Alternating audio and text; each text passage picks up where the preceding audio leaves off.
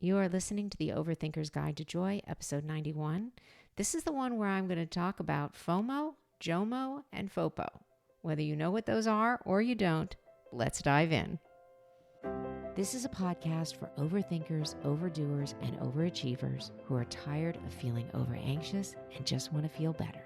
I'm your host, certified life coach, Jackie Crinis. Hey there, and welcome back. So today we're going to chat about something we've all experienced at one time or another, and that is the phenomenons of FOMO, JOMO, and FOPO. Let's start with FOMO. You know that feeling where you're relaxing on your sofa and you're scrolling through Instagram or some other social media and you see someone you know doing something awesome? Or perhaps they're on an exotic beach or just hanging out with friends having brunch, and suddenly you feel kind of yucky. This is FOMO, also known as the fear of missing out. Now, this is actually a psychological phenomenon characterized by the anxiety or apprehension that one might be missing out on a rewarding experience or social event happening elsewhere. But why does this happen? Well, there's a reason for it. It's because humans have a fundamental need for social connection and a sense of belonging. FOMO can arise when individuals fear being excluded from social gatherings or important events. FOMO is often driven by a sense of urgency or time pressure. Individuals may feel compelled to participate in an event or activity because they fear that the opportunity will be lost or diminished if they don't act quickly. Another fear related to FOMO is regret aversion, the fear of making the wrong choice or missing out on a unique opportunity. All of these can lead to anxiety or even depression in some cases. So one of the best ways to reduce FOMO is actually to take a digital detox. I know that I can often go down a rabbit hole when scrolling on social media, and not only does it sometimes create FOMO for me, it can cost me a lot of time and productivity. When I worked in the television business, everything was about getting on the right lists, invitations to big events, networking with the right people, curating a sense of a glamorous life. Hollywood is notorious for cultivating FOMO. It's kind of like the grown up version of high school: prom kings and queens, popular girls and boys, jocks, cheerleaders, nerds, outcasts, cool kids, and loners. And I would often attend things that I didn't really want to because it's what everyone else was doing. And I found myself spending a lot of money and a lot of time on things that weren't really worth it, or attending large gatherings where I didn't feel comfortable. And it took me years to understand that I really like intimate gatherings and one on one conversations more.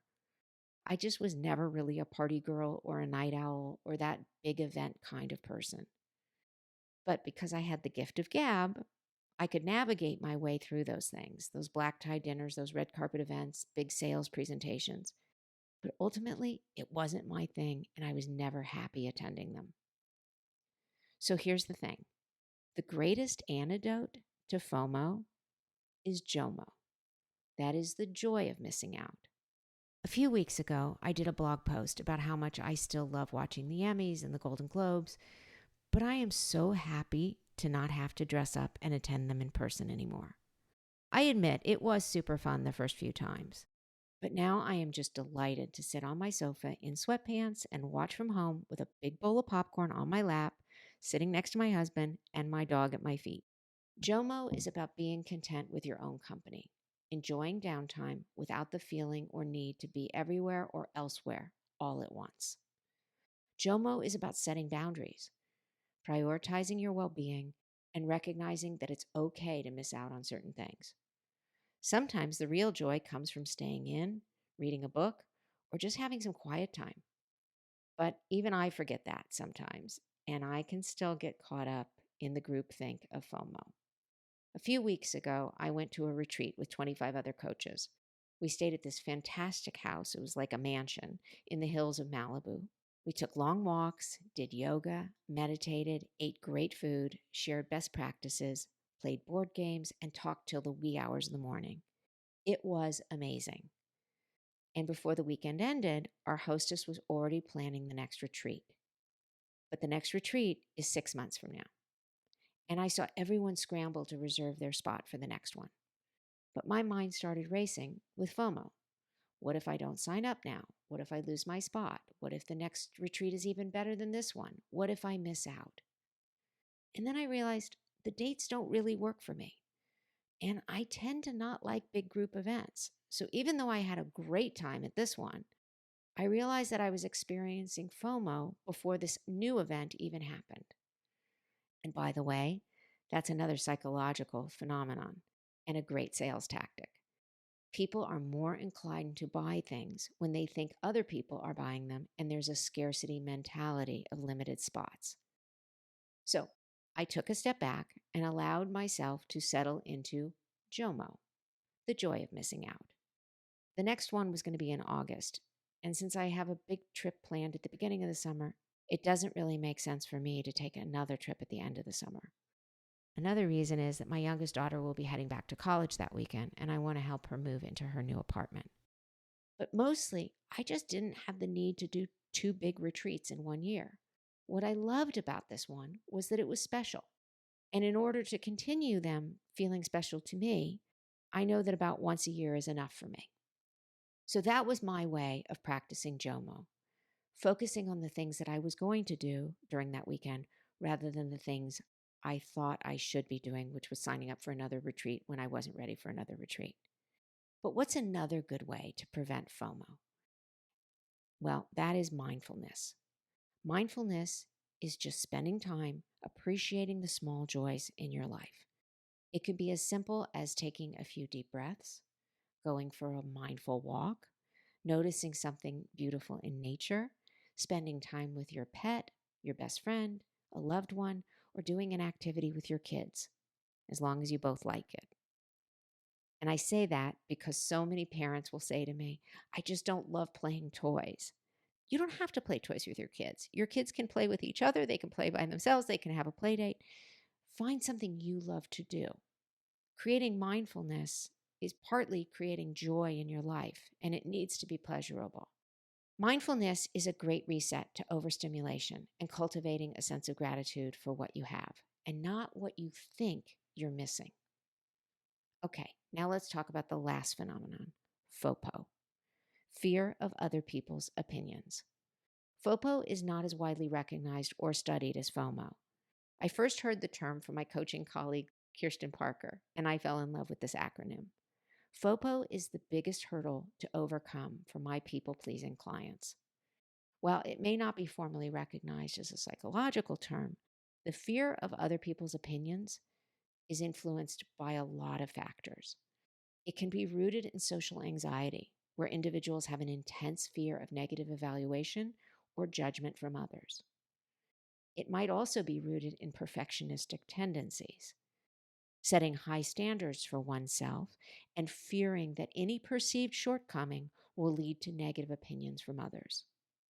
It can also show up for people with low self-esteem, so they may constantly seek external validation or fear disapproval from others.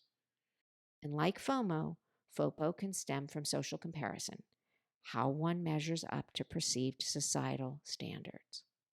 Negative experiences or past instances of criticism or rejection can contribute also to the development of FOPO. Traumatic experiences may make individuals hypersensitive to the opinion of others. I know this was true for me. And let's not forget cultural and social influences. If you have a strong family heritage or specific cultural upbringing, you are definitely more prone to fear of other people's opinions. So FOMO, JOMO, and FOPO are the 3 musketeers of modern social landscape. But you can reduce these habits in your life by making a couple of small tweaks. Number 1, give yourself a break from social media or limit your time on it. Number 2, get curious. Challenge yourself. Is that thing you saw on social media something you really want to be part of? And if so, what steps can you take to make that happen? Can you plan a trip? Can you host a party? Can you network with people who host those kinds of events that you want to attend? And if it's not something you really want to do, can you practice JOMO? What's the joy of missing out on these events for you? Okay, number 3, Challenge your ego. What do you really want to do or not do? How do you genuinely like to spend your time? Number 4, be authentic. Trust that when you show up as your true self, then others will respect you way more than the curated version. Number 5, ask yourself, what would I do differently if I didn't worry about other people's opinions? Would you have a different career? Would you live somewhere else? Would you dress differently? Would you date differently? Would you act differently? When you start focusing on what you really want and need, you may find yourself with a greater sense of confidence and magnetism. And then the magical thing that starts happening is things start coming to you. Look, I'm not saying don't try new things. I'm not saying don't step out of your comfort zone. I'm just saying that you don't necessarily have to follow the pack, nor do you always have to worry about what other people think. You do you, and then let the joy unfold.